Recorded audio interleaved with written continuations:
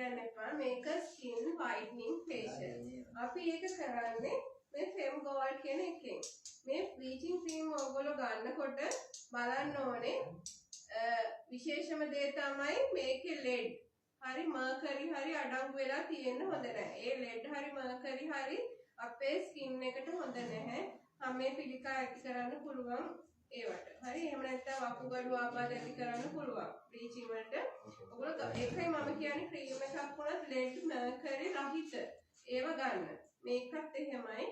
එතකොට මේකෙන් කරන්නේ ඇයි අපි කරන්නේ මේ bleaching whitening facial එකක් ඇයි කරන්නේ? හේතුව මොකද්ද? එක හේතුවක් තමයි මේ හැමේ තියෙන රෝම හැමේ පාට ගේන එක. ඊළඟ එක තමයි ලප කැලැලෙන පාට අඩු කරගන්න එක. ඊළඟ එක තමයි මේ හැමට එකම ස්කින් ටෝන් එකක්. ඒ කියන්නේ තියෙන මේ හැමේ අපි හිතමු තනින් තන එක වර්ණ තියෙනවා කියලා. එතකොට ඒ වර්ණ එකම පාටකට ගේන මේ ඒ කියන්නේ ඊවන් ස්කින් ටෝන් එකක් හදාගන්න තමයි අපි මේ bleaching facial එක නැත්නම් skin whitening facial කරන්නේ. මේක අපිට රසායනික කරන්නත් පුළුවන්. කොහොමද රසායනික එක? laser treatment කරලා මේ skin whitening කරන්න පුළුවන්. එහෙම නැත්නම් chemical peel කියලා තියෙනවා. ඒව කරලා skin whitening කරන්න පුළුවන්. නැත්නම් derma peel කියනවා. ඒව කරලා ඒ chemical treatments ඒව කරලා මේ හැම whitening කරගන්න පුළුවන්. එතකොට දැන් අද අපි මේ Fem Gold එක මේක ගොඩක් golden color එකක් එනවා. හැමේ රෝමයි එහෙම. හැබැයි මේ bleaching facial කියන්නේ ගොඩාක් හැම සුදු කරන එක නෙමෙයි. හරිද? මේක දැම්මයි කියලා මෙයා half sheet එකක් වගේ සුදු වෙන්නේ නැහැ. හරිද? මෙයාගේ හැම චුට්ටක් එකේ ස්ටේජ් දෙකකින් හැම පැහැපත් කිරීමක් තමයි වෙන්නේ. හැමේ ලප වර්ණ තියෙනවා නම් ඒවා ඒකේ වර්ණය අඩු කරන එක තමයි වෙන්නේ. නැත්නම් හැම තැනින් තැන එක පාට තියෙනවා නම් හැම එකම පාටකට ගේන එක තමයි වෙන්නේ. හරි? එතකොට හැම දැන් අපි බ්ලීච් කරනවා කියන්නේ මෙලනින් ඉවත් කරනවා කියන එක. ඒ කියන්නේ හැම සුදු කරනවා කියන එක.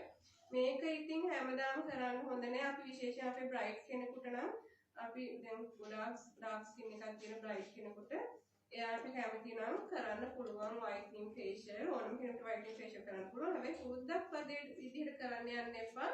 ගොඩක් වෙලාවට lead mercury තියෙන bleaching වලින් වෙන්නේ හැමේ පිළිකා ඇති වෙන්න පුළුවන්. ඊළඟට කුරුල ඇති වෙන්න පුළුවන්.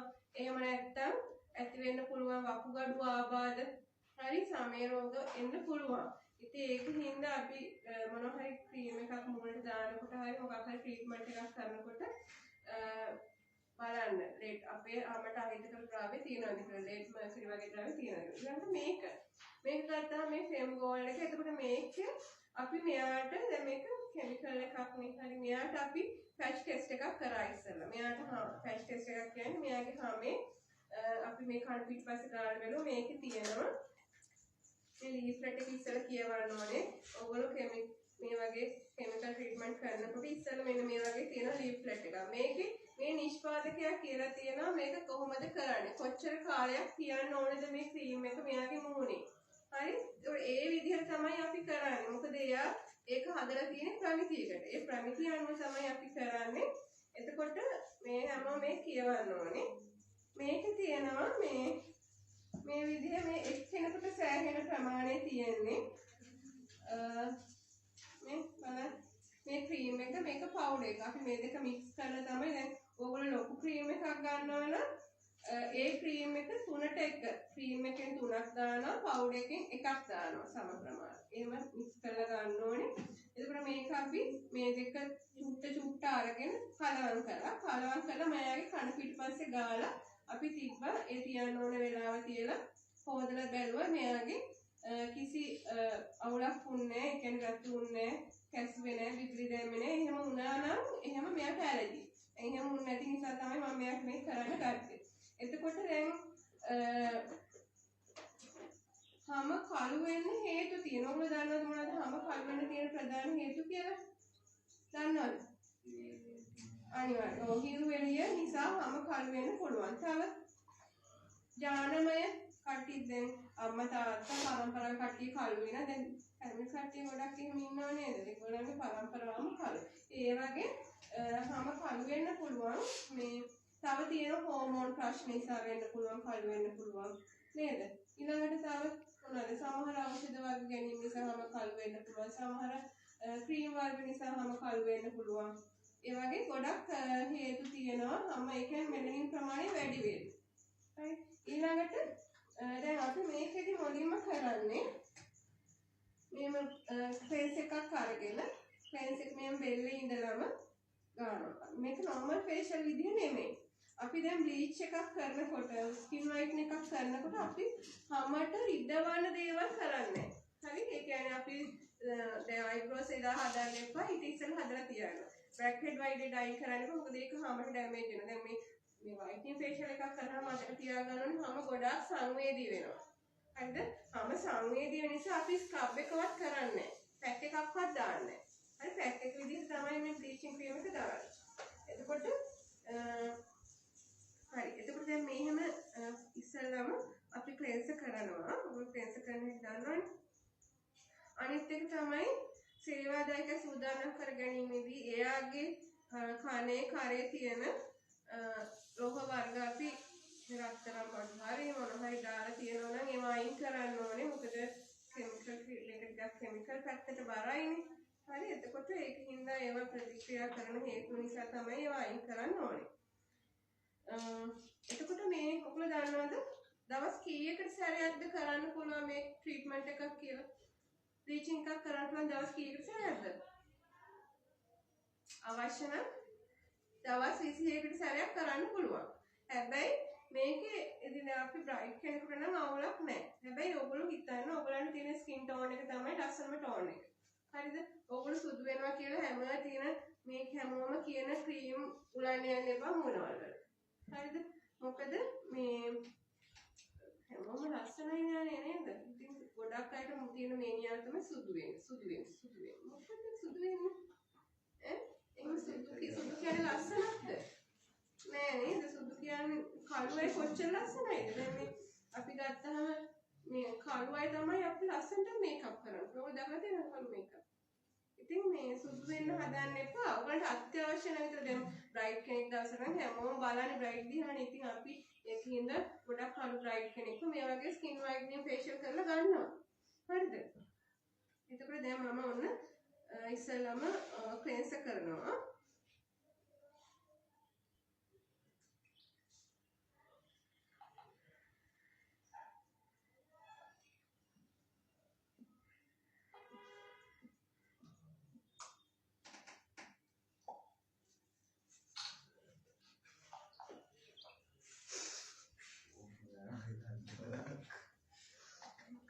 දැන් ක්ලෙන්සර් කිරීමේදී එකපාරක් විතරක් නෙමෙයි දෙපාරක්ම අපි ක්ලෙන්සර් කරනවා අර විදිහටම.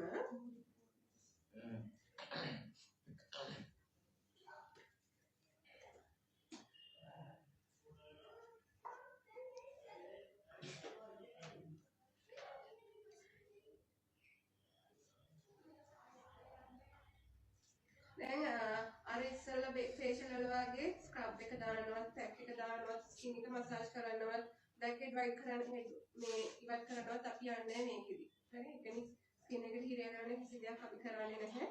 මේකේ තනිකර කරන්නේ ක්ලෙන්ස් කරලා ටෝන් කරලා මේ බ්ලීචින් ක්‍රීම් එක දාන එක විතරයි. හරි ඔයගොල්ලෝ බලන්න පොඩි පුවට සුදු වෙන්නේ නැහැ කියලා මම කිව්වනේ. ඒකට හැබැයි වෙනසක් තියෙනවා මෙයාගේ. ස්ටේජ් එකක් දෙකක් විතර මෙයාගේ හැම ලයිට් වෙනවා. හරිද? හැබැයි බය වෙන දෙයක් නැහැ මේකට. බය වෙන දෙයක් නැහැ. ඔයගොල්ලෝ හොඳට බලලා ක්වොලිටි එකක් තියෙන ක්‍රීම් එක මේ බ්ලීචින් ක්‍රීම් එකක් ගන්න. මේ නෑ එහෙම නෙමෙයි.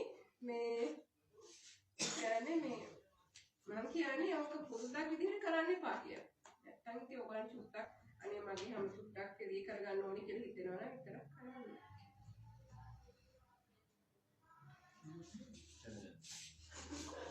ඊළඟට දැන් මම දෙපාරක් ක්ලෙන්සර් කරා ඩීප් ක්ලෙන්සර් කරා ඊළඟට මොකද කරන්න ඕනේ?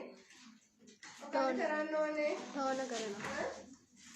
ටෝන ටච් කරන්න ඕනේ.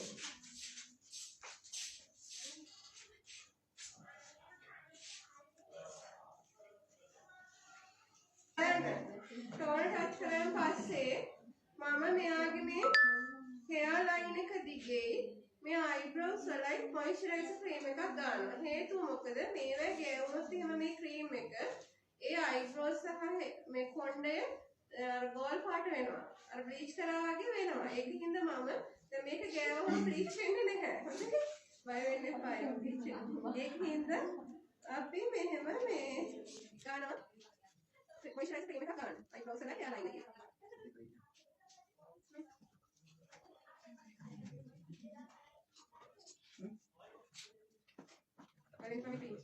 දැන් ඔන්න මම මේක දැන් ඔයගොල්ලෝ මේ බ්ලීචින් ක්‍රීම් එක හදා ගන්න ඕනේ ඒක දාන්න කිට්ටුව.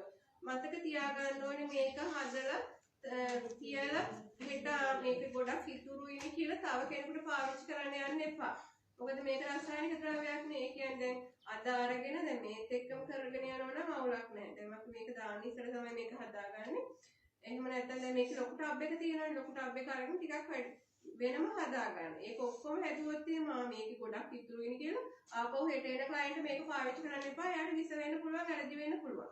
හරි එහෙම කරන්න යන්න එපා. ඒකින්ද වෙන වෙනම මික්ස් කරලා ගන්න. එහෙම ගන්නවනේ. දැන් මේකෙදි එක පුද්ගලයෙකුට තමයි මේක තියෙන්නේ. ඒකින්ද මම මේකට පවුඩර් එක මික්ස් කරනවා. මෙන්න මේ ක්‍රීම් එකක් තියෙන්නේ. මේකේ තියෙන පවුඩර් එක.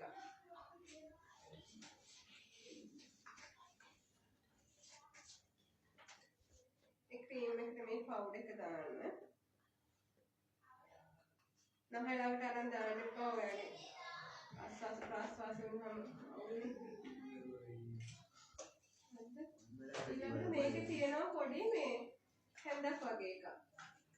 මේකේ හොඳට කලවම් කරන්න. මේ චූටි මේ පේනවද? පොඩි හැන්දක් තියෙනවා. ස්පැචුලා එකක් වගේ මේකේ හොඳට මේ දෙක මික්ස් වෙන්න ඕනේ. developer එකයි color එකයි වගේ. yes developer එකයි color එකයි වගේ තමයි. දැන් මේක අපි ලොකු ටබ් එක ගෙනාවත් ඔයගොල්ලෝ ක්‍රීම් එකෙන් මේකේ ලොකු ටබ් එකේ හැන්දක් ගෙනවා. ඒ හැන්දෙන් සමාන ප්‍රමාණ ගන්න ක්‍රීම් එකෙන් හැඳි 3ක් දානකොට පවුඩර් එකෙන් එක හැන්දක් කරමන හරි. හැන්දක් දාලා මේ විදිහට ක්‍රීම් මේ කලවම් කරන්න. හොඳට කලවම් වෙනෝනේ. තරාදිය ගන්න පුළුවන් අපිට ඒ ක්‍රියාවට මෙන්න මේක තරාදිය ගන්න බැරි පුතේ මේ ඇලෙන ක්‍රීම් එකක් තියෙනවා.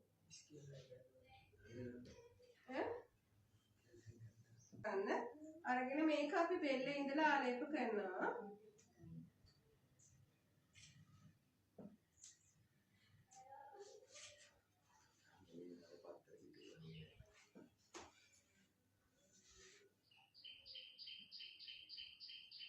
පැක් එකක් විදිහට ආලේප කරන්න මේක.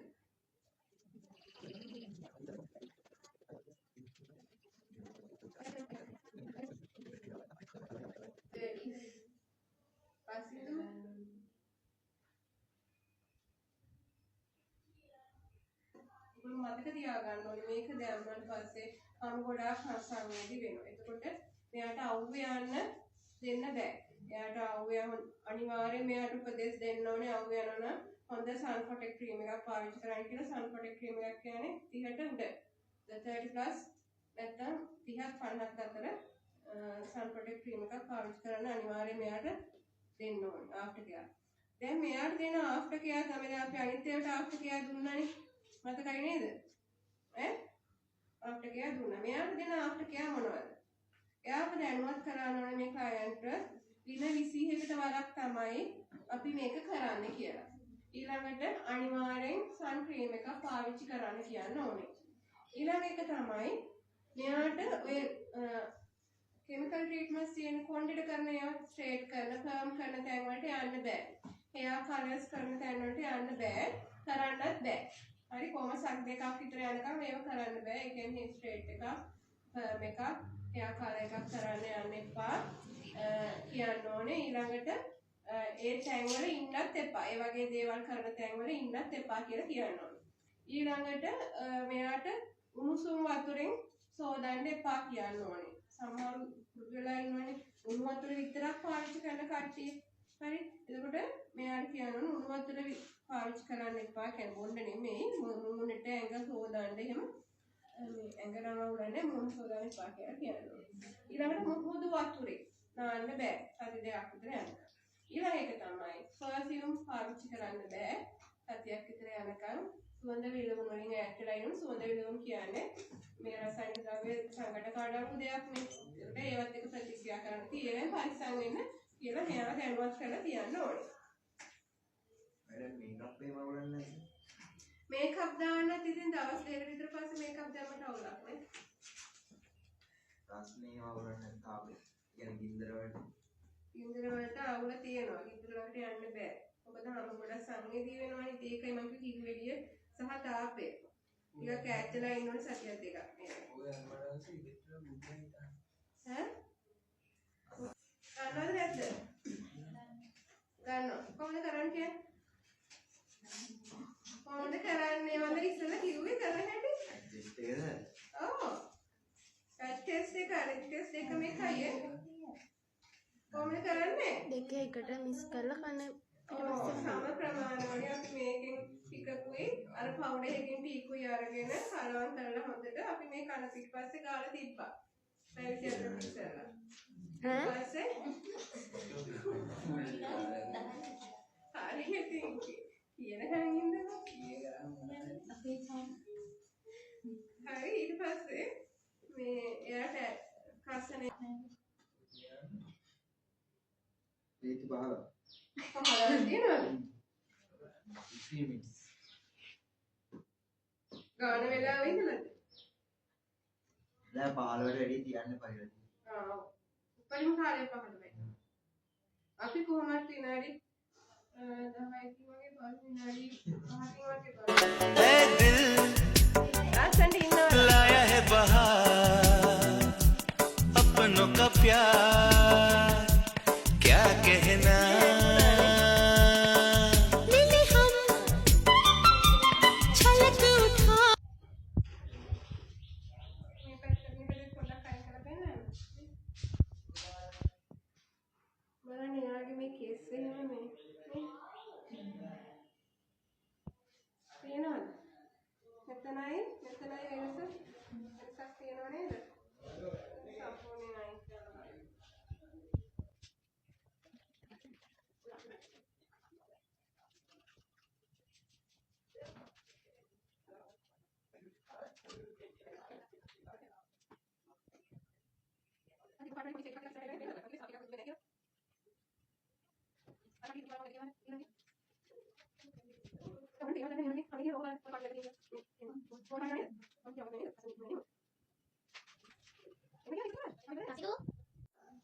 ඉතින් කේම කයික ඊට පස්සේ අපි නැවත ප්‍රෙස් කරනවා. ඔය ක්‍රීම් එක අයින් කරාට පස්සේ ප්‍රෙස් කරන්න ඕනේ. අනිත් ඒවා වගේ නෙමෙයි. නැවත අපි ප්‍රෙස් කරනවා.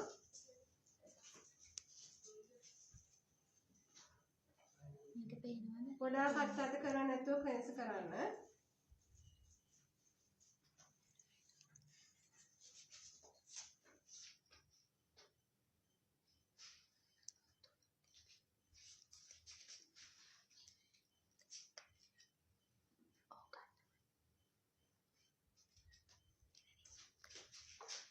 ප්‍රෙස් එක අයින් කරලා අපි ටෝන කරලා කෝල් කම්ප්‍රෙස් එක දානවා.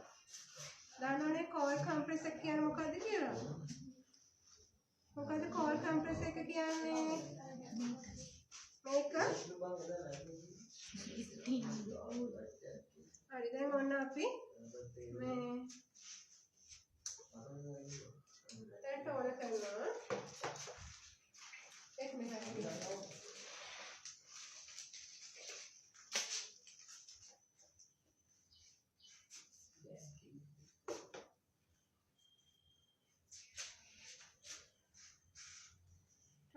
ටැප් කරලා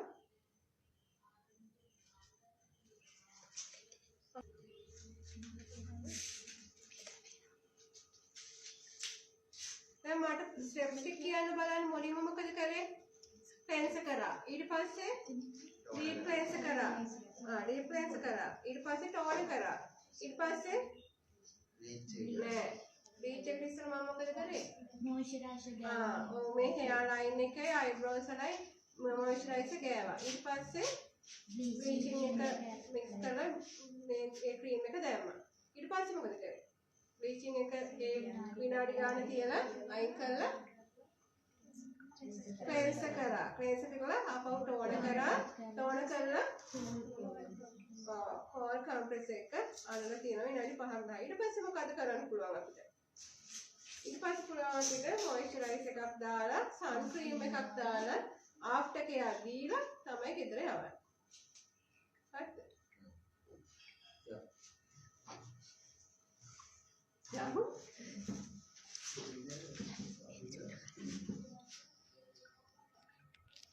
හරි ඔක්කොම.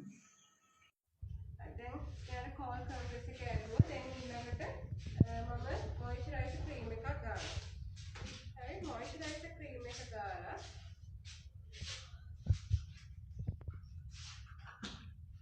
මේ වගේ 5 පොයින්ට් තියාගෙන මේක පොඩ්ඩක් ක්ලීන් කරන්න ඉස්සර.